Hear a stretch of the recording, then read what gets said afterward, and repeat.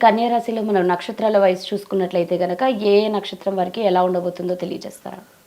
మనకి వసుంధర గారు ఉత్తర, హస్త, చిత్త ఈ 3 నక్షత్రాలు ఇందులో ఉంటాయండి. ఇందులో ఫస్ట్ మనం గనక చూసుకుంటే ఉత్తర ఫాల్గునే వాళ్ళకి 3 విషయాల్లో చాలా పాజిటివ్‌గా ఉంది. 2 విషయాల్లో ఛాలెంజింగ్‌గా ఉంది. ఎక్కడ పాజిటివ్‌గా అంటే ధనం విషయంలో చాలా బాగుంటుంది.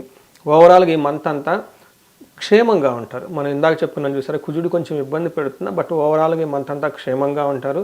రాజ్య లాభము, ప్రమోషన్స్ వచ్చే అవకాశం ఎక్కువగా ఉంది. అంటే వీళ్ళు ఎంతో బాగా కష్టపడటం వల్ల ఈ టైంలో ఫిబ్రవరి 15th నుంచి మంత్ ఎండ్ వరకు ప్రమోషన్స్ వచ్చే అవకాశం ఎక్కువగా ఉంది.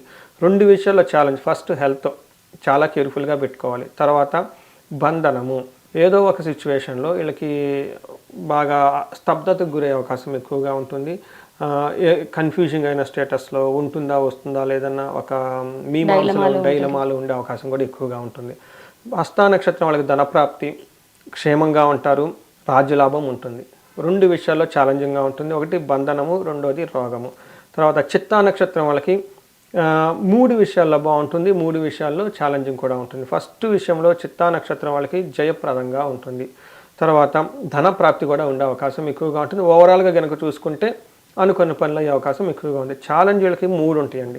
ఒకటి హెల్త్, రెండోది అతిగా భయపడే అవకాశం ఎక్కువగా ఉంటుంది. ఇది కూడాను ప్రొఫెషనల్ రిలేటెడ్ మ్యాటర్స్లో కుజుని వల్ల ఇందాక మనం చెప్పుకున్న మ్యాటరే. అయితే వీళ్ళకి బంధనము, బుధుని వల్ల వీళ్ళకి ఒక డెసిషన్ మేకింగ్ తీసుకోవటంలో ఆలస్యమై ఎలా ఉంటే బాగుంటుందని బంధించబడి ఉండే సిచ్యువేషన్స్ కూడా వీళ్ళకి ఎక్కువగా ఉంటుందండి.